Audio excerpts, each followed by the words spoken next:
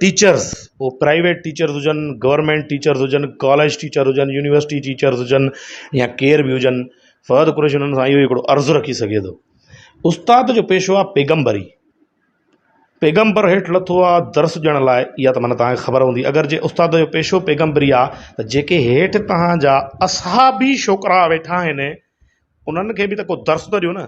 उन्हनि जे मथां तव्हांजो असली ईअं इब्ने मुलजिम ऐं जसीद वांगुरु बीह रहंदव जी मथां, माना पोइ मां तव्हांखे छा सम्झां। पेपर था कनि वीचारा, उनखे अगरि अगरि एक स्टूडेंट को थोड़ी बहुत कॉपी करा दी तो आपका क्या बिगड़ेगा साहब। हाणे तव्हां उन्हनि खे कॉपी छो नथा करायो, पंहिंजे बलबूते ते चनि, सभिनी बलबूतनि जा ठीका कया आहिनि। अगर एक तुम्हारा बड़ा किताब मेरे पाओ दिमाग में नहीं आता तो अभी मैं क्या करे उसमें सर। 4 साल तू मूंखे पढ़ायो, कुछ भी ना आयो, समझे भी अचो तो असां नेचुरल गॾ आहियूं, पोइ बि तूं असां ते एॾी महिनत कयूं थो वञे, वरी सख़्ती बि कयूं थो वञे।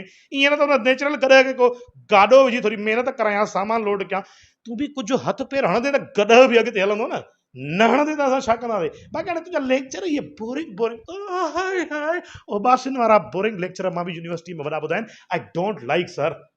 घणा चकर तव्हांखे चवण जी कोशिशि कई, अक्सर मुंहिंजी दिलि चयो जॾहिं तव्हां मूंखे पनिशमेंट ॾींदा मां तव्हांजे अॻियां ॿी कोशिशि कयमि त आपको ज़रा मैं तबीयत से फटकार दूं, पर पैगंबरी पेशो ऐं पंहिंजे कुराड़े खां लवाए वियुमि।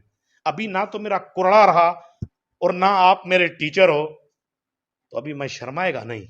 सही आहे न सर।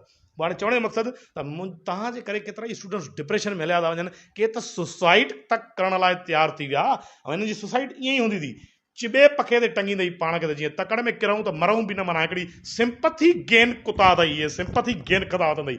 मरने का इतना ही शौक़ है तो लो छुरी और गले पे फिरा डालो, सम्झई न। बाक़ी हाणे नाटक पंथी न कयो। हिन टटे हाणे छत वारे पखे ते टंगंदे वज़न ॾिठो थी, खाधल पीतल घर जा कंजर, 70 किलो तुंहिंजो वज़न आहे, पखो टटे एतिरो।